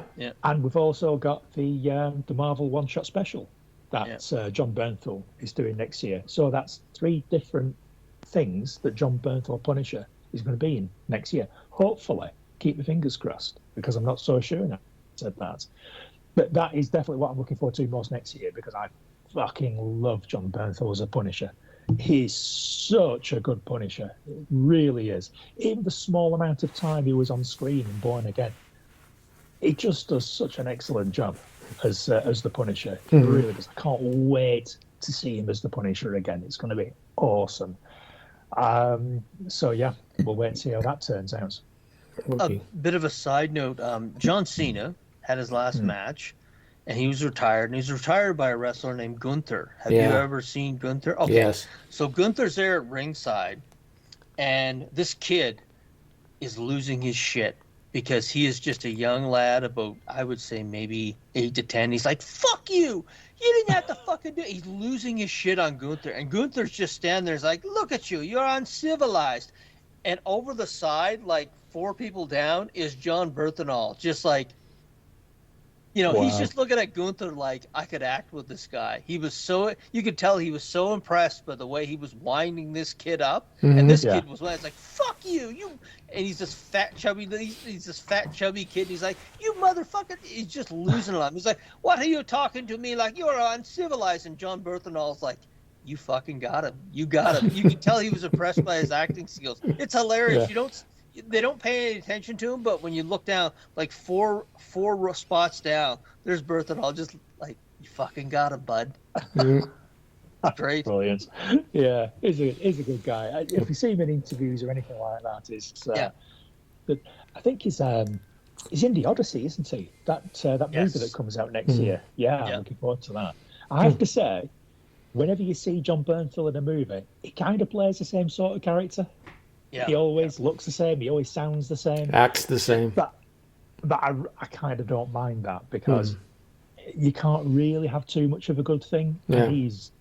Whenever he's in something, he pops. He stands out. Every scene that he's in, it's like, wow, that was worth watching. It's I've been seeing some stuff on footage on the Odyssey.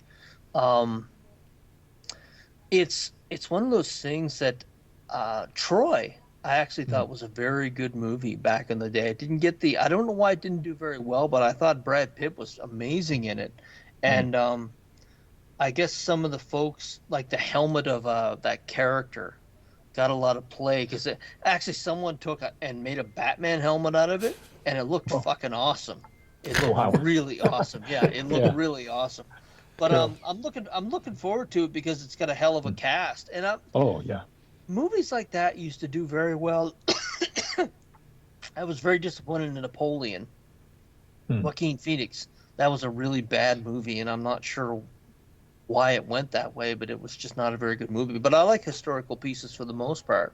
So I think that's going to be a good movie, but it may run into the same problem that Westerns and war movies did, that there's not a super audience with the younger crowd that won't go to the theaters to see it. That's the thing it may run into, but it looks good. Looks good. Speaking of historical movies for the younger crowd, did either of you watch Red Sonja? No. It's on Amazon Prime now. Okay. I saw a couple of reviews from people I respect, and I was like, fuck. It's making me laugh, because it's essentially Gladiator, but without any real actors. Yeah. That's what I heard. It was like they just took the extras and they went into this neighborhood. Actually, the Walking Dead with Norman Reedus, whatever his show is called, kind of suffer from the same thing. They'll go into these neighborhoods and they'll be able to shoot cheaply for there. But part of the offer is they hire the locals. and you get all these local theater goons that really aren't good actors, but they're part of the package to film in that town. Yeah, And I'm guessing, my understanding is this ran into the same thing because there's some hilarious acting in it. It's very much like that. I can actually recommend it just because you'll find it so interesting.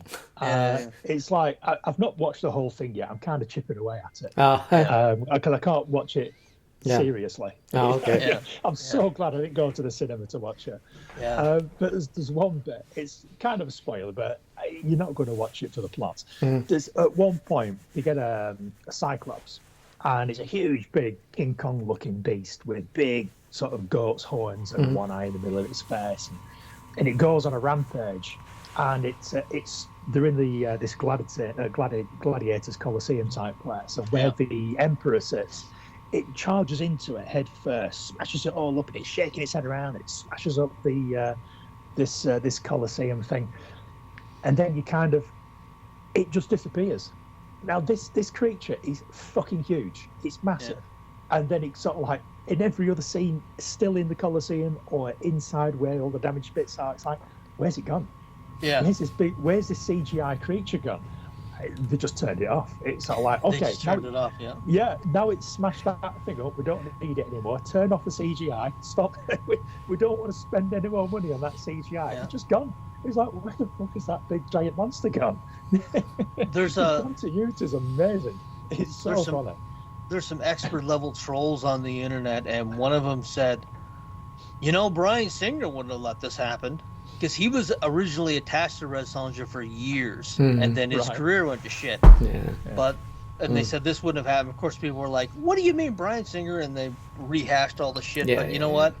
Sometimes they should have just let it. I mean, if they couldn't get a director for it, but I mean, I've heard some really bad stuff about it. Like really bad stuff about it. Oh yeah. It's like at one point, it is a lot like. But so I was talking about Red Sonja. And some of the continuity errors fucking hilarious. There's two more things to say about it, and then you're going to have to watch it, and then we'll talk about it next time we record. All right. So you have the giant cyclops that just disappears because they don't want to pay for it anymore, and then you've got the prison breakout, and then she rides up there, and she says to them all, okay, we're going to go and do something, so mount up and off we go. And then it's a big aerial shot of all these like rolling hills and this little group of people and about 2 horses. And then the very next scene, there's like 50 of them. I heard about that. Like, where the fuck did they all come from? I heard about that. Yeah. That is crazy. Yeah. But there was one moment in particular, and you've seen the trailer, where the guy holds up the silver bikini basically. Yes. And she's like, what the fuck is this? Yeah. And honestly, I thought that it was going to be all about female empowerment, and she was going to say, I am not wearing that, you're going to give me something better. Yeah. But no, she puts it on and she goes out into the arena and then proceeds. For the next 10 minutes, the camera is slowly panning around her so you can see her extremely toned stomach, and she's very shiny, and I'm watching it and I'm thinking, I wonder what's going on behind her. I just cannot take my eyes off her. I just can't stop watching the camera pan around this beautiful young woman. And I thought, the CGI, all this Colosseum and all these thousands of people and everything that's going on behind her, I thought, the CGI is probably going to be some of the worst CGI I've ever seen in my life, but I just can't bring myself to look at it.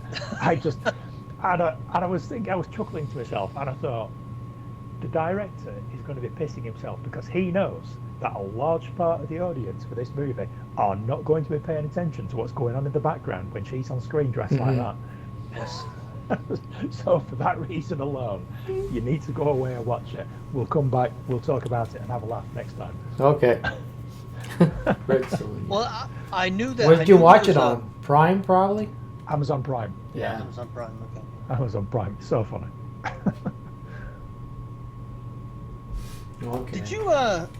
Did you guys watch any comedy? I know there's been a shitload of comedy that's dropped over the last week or so.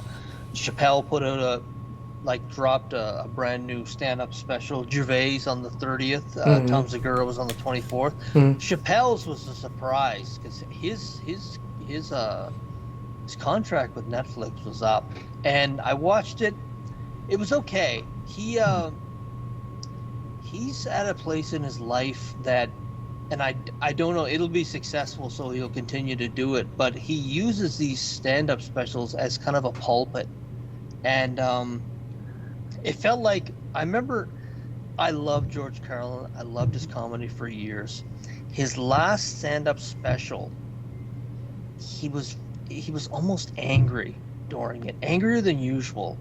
And it was probably my least favorite special of all of his. And Dave Chappelle, the same idea. He was very angry, and it wasn't a false bravado anger. You could tell he was pissed off, and he just had something to say, and he put it in a comedy special.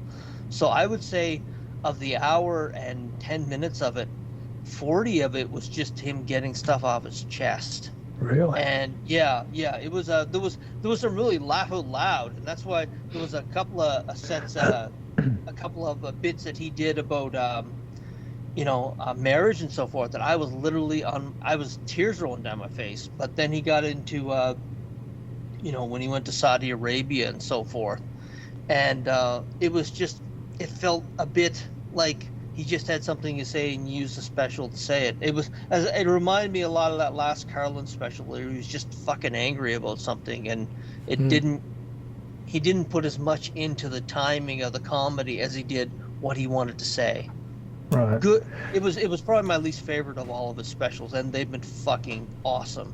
Yeah, that's a shame, because I was going to watch that one because I do like Dave Chappelle, and I've seen all the others. I've just not watched it yet. I did watch the latest Kevin Hart one that dropped a few weeks ago. Yeah. Have you seen that one? I have not. No, I don't find him funny. I've never gotten a sense of humor. It's okay. It's quite good. It's not the best stand-up show that I've seen. The thing about Kevin Hart is that he does flog his jokes to death. Yeah. If they start laughing at something, like he does a little bit of physical humor as well, like he pulls silly faces, does funny walks, that sort of thing. And as soon as he gets a laugh, he just keeps doing it, and he goes and goes and goes. And it's like, this isn't what made it funny. It was the timing. It was, it was the gag, it was the punchline. There's a couple of moments where it's proper laugh out loud funny. There are some moments where you think, oh man, he's still got it. He's still very, very funny. But there's some of it where he just labours it a little bit. It's like this. It's not great. Segura's was these guys had all have podcasts, and he had mentioned this in interviews before. He said he's going to start moving away from podcasting because he said, I'll take a joke, and the minute it'll come out of my mouth on the podcast, I'm like, God damn it, that could have been a really good bit if I had have just polished it a bit, and it was a throwaway on my podcast. And he said, I've stopped doing a lot of guest podcasting. And he said in the new year, he's doing more directing anyway, but he said, I'm going to get away from podcasting because he said a lot of my comedy is being left on the podcast. And when I do shows, you can tell when people are disengaged by who watches the show and who doesn't, because there's a familiarity there that I don't really like, because you want your comedy to seem fresh. But when you've talked about the subject of the podcast several times, there's almost like, oh yeah, I know this story, I know this joke, or I know this bit, or I know where it's going. And there was a few things in this, you could tell he stayed away from certain subjects. His mother, and I know why he stayed away from his mom. His mom is this Peruvian lady, and she's 80 years old, and he takes the pisser out of her all the time. And he had a couple of great bits about her in the last stand-up, and she was not in it at all this time. And the backstory behind this is he was doing a fellow comedian's podcast in New York, and this was right after the Pope died, and he called her live on the podcast, and she's like, oh, Tommy, and he said, did you hear about the Pope? He's like, oh, Tommy, I'm devastated. And he had said to beforehand, he said, I'm going to work the Jews into this. So he says, so what do you think happened? Do you think it was the Jews? And she's like, Tommy, what are you talking about? And she didn't know that she was live on the air. Right. So one of her friends played the clip of her taking her son taking the piss out of him, and my understanding, she was not happy, so she was nowhere in this clip. Right. And just stuff like that, where he had stuff that had worked on the podcast didn't necessarily work when he took it a little further. But I think a lot of these guys that during the pandemic, they did a lot of podcasts, and when stuff opened up, these guys toured so extensively. I think a lot of big time comedians are just tired of comedy because they've done so much of it in the last 3 years because they were so booked. I mean, he did a 2.5-year tour, and he basically said, I think this is my last tour. But it was good. Good, not great. Same with Chappelle. Good, not great. He does not like Israel, and that became very clear in this podcast when he talked about going to Saudi Arabia and some of the jokes he had. Very funny. He's still probably the greatest comedian of this generation. I'm looking forward more to Ricky Gervais's on the 30th because he's not really a podcaster, and True. I think there's going to be a fresher take on his material, and it's going to be funny because it's Ricky Gervais. So. Yeah. Yeah, I'll agree with you. Yeah, like I had no reason. Like I see Chappelle on there, and I just haven't bothered. But Ricky's different. It's just his outlook on stuff is. Well, it's funny. He made a joke about. He said, if you didn't like it, you probably won't like this one either. And he specifically said, you can go watch Doctor Who. So somebody has been following up on the Doctor Who to see that, it's changed a bit. It was interesting. We did that throwaway joke. A lot of the Doctor Who fans are giving the wink and nod like, oh, you've seen this shit too, eh? Yeah. Yeah. Yeah, I've been trying to, speaking of that, I've been trying to watch some of the older series. Not the... So they break it down to two generations, right? The original series, and then the new series they start from season 1 with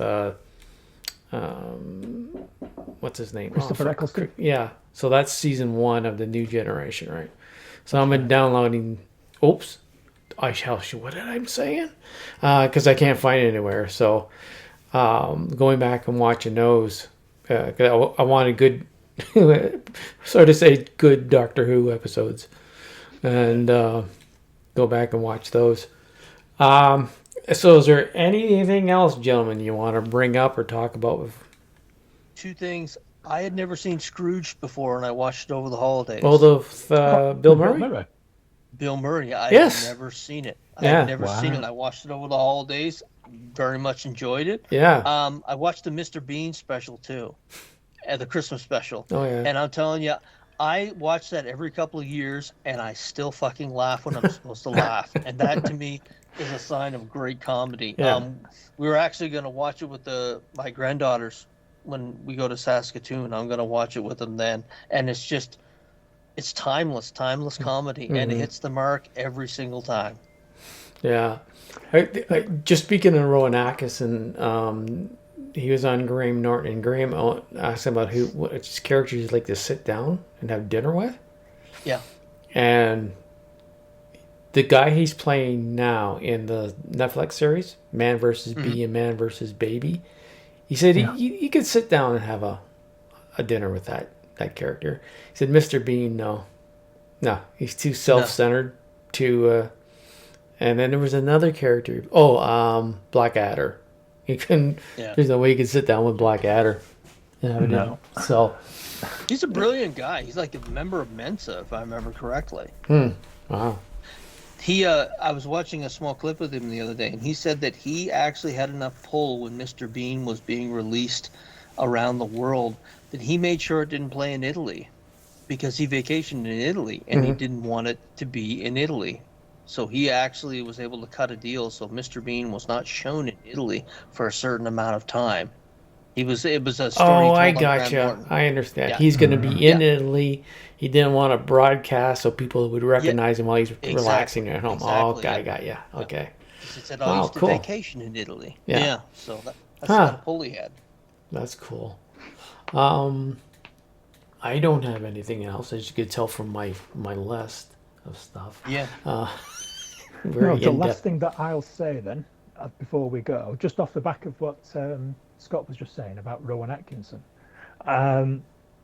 I was listening to an interview with Ben Elton a little while ago. And for those who know, Ben Elton is a comedian and a writer. And he used to write for a lot of the sitcom type things. It was the Young Ones, he did Blackadder, among other things. And he's done an autobiography. His most recent book, his autobiography, it talks about the early years of the Young Ones and Blackadder. And he's got anecdotes about Rick Mayall, who died quite a few years ago, and Adrian Edmondson, and about Rowan Atkinson, and about the development of these shows, and about where the ideas came from, about the actors and the behind the scenes stuff. And if you like that sort of thing, it sounds like quite an interesting book. And I'm probably going to get the audio book because he reads it, and he's a very entertaining man because he used to do a lot of stand-up comedy. He's very funny. So I think it might be something fans of Rowan Atkinson, Blackadder, that type of humour would enjoy, and probably recommend the audiobook, which is what I'm going to end up getting at some point. What's it called again? The guy's name is Ben Elton. Ben Elton, okay. Yeah, Elton, Ben Elton. Now let me just see if I could just bring it up very quickly on Amazon. I'll tell you the name of the book, but it's his most recent one. It's his most recent autobiography. It is called What Have I Done? My Autobiography. Okay. That's the one. Yeah. There you go. The Blackadder. I've not actually watched the entire Blackadder, but I've watched that closing scene probably 20 times. Yeah. Well, There's four seasons of Blackadder. The first one, Ben Elton wasn't involved with, and it actually wasn't very good. He came in for the second season and revolutionised the character, and that's what carried forward into the following two seasons, and that's the character that you remember to this very day. Whereas the first one, completely different. And it's was that the Shakespearean more, the first season? Is Blackadder 2 more Shakespearean? The first one is called The Blackadder, and he plays a bit of a moron. He's a completely different character to the later Blackadders, who's quite devious, reasonably intelligent. It's not like that at all. That's kind of what Ben Elton brought to it, because the guy who plays Baldric, whose name I forget, his character in the first Blackadder was the devious one. He was the one that was sort of like doing the plotting and the scheming, and he was Blackadder's servant. But to get power, he was, he was making sure that his master, the Blackadder, was taking a glory and rising through the ranks. And when Ben Elton came in, he made Baldric an idiot, and the guy who played him was not happy with that. Oh, really? Wow. Yeah, they dumbed him right down and really changed the character. So I've heard him being interviewed, and he said that previously. So I think it'll be an interesting autobiography if he's sort of telling tales about people. He's got a couple of stories about Rowan Atkinson you might find interesting. When you said about folks not liking the changes in their characters, it was the 10th anniversary of The Force Awakens here the other day, and Disney Plus did not give it the time of day. They never even mentioned it. It's 10 years, 2015. It was like December, 19th or something like that. And all they need to do is make a thumbnail and put it on the front page of the. Yeah. It's the 10th anniversary. It's the 10th anniversary, and Disney, from what I've seen, and it was mentioned numerous times, they did not even give it the time of day, which is just that's rough. They do pretty well every student that 10th anniversary. Yeah. The folks who say that 25 years from now, they say that the prequels, they weren't huge hits at the time, but 25 years from now, that generation, they're beloved. And they said, you wait, 25 years from now, The Force Awakens and The Last Jedi, they'll also be beloved. No, they won't. No, they won't. we're 25 years down the line from the Phantom Menace. Well, we're 26 years down the exactly, line. exactly. Nearly 27. Yeah. They are not beloved films. I think they're regarded slightly higher than they were when they first came out because everyone was just crushed by disappointment. Yes. Whereas now we're kind of just like, oh, fuck it, you know, there's worse. There's now worse Star Wars. So with hindsight, all of the prequel trilogy wasn't quite as bad as we thought. Yes. But they are not beloved movies. And But for a company the that sequel used trilogy to, are going to be.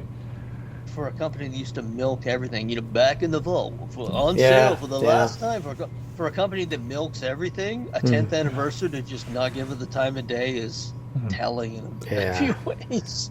I'm looking forward to the original theatrical version going back into cinema for the 50th anniversary. I heard about that. I will me too. definitely go and see that, 100%. And if they release it on Blu-ray, fuck yeah, I'm having one of those. 25th anniversary of Lord of the Rings in January is going to be coming back into theaters, and I am going to see if it plays here in Edmonton. 25 years. Endgame was supposed to be played again.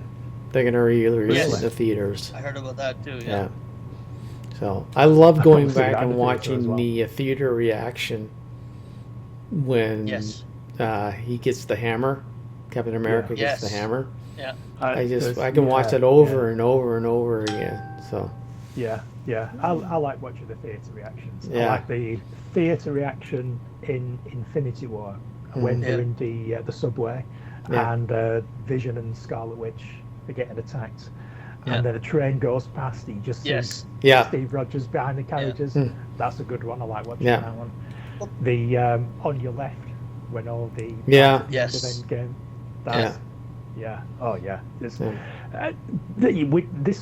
We've talked about this before. You don't get that anymore. You don't get those moments anymore. No. You know, those are Bucky iconic and Thunderbolts. moments. When I said at the time during the review, Bucky and Thunderbolts, that when they're going down the highway, and that sequence of about 2 minutes, I was like, that's a Steve Rogers. That's when I said, okay, this movie's going to be a little different. But it's bananas that they went down the road that they did. But maybe they're learning something. It's funny when you mentioned about theater reactions. When I was talking about The Force Awakens, I'd never seen this video before, but there was a video of a theater reaction at the end of The Last Jedi. Yeah. When Rey says, "What's your last name?" She says, "Rey Skywalker." And the fucking audience, oh, what the fuck are you talking? This is bullshit. Just losing their shit. Oh, wow. In the theater, like, what the fuck? This is the worst bullshit. And people getting up and taking the shit. And it's hilarious because it's not faked. It's just like people at the end of The Last Jedi were like, this is fucking garbage. And it was amazing. Guys in the dark, like, laughing his ass off. This is bullshit. What the fuck are you people doing? Different type of reactions are the ones I know. Absolutely different reaction. Yeah. It's hilarious. I'd never seen it before. It's pretty good. Oh, wow. Okay. We're going to end it there then. I think it's probably time to wrap it up. Yeah. Yep. So we'll be back in January. And hopefully we'll have some exciting news. I know Scott always digs up something and gets him hard. We're going to be talking about what we all thought about Red Sonja getting oiled up and pushed. Yes, I'm going to have to force myself to watch it now. Sancha. So far, it's probably better than the last Kate Beckinsale film that we watched. So you can't really complain. Okay. What do you mean? Well, when we were talking about that, and I'll discuss it more at a later date, but the complaints, one of the complaints, and all I could think of is the comic book guy off The Simpsons. Yeah. Someone said that the breasts weren't accurate. Because I guess that's exactly what they said. So they're going to do it. They're going to do it right. The breasts were accurate. She clearly is an A cup and blah, blah, blah, blah, blah. I was like, okay.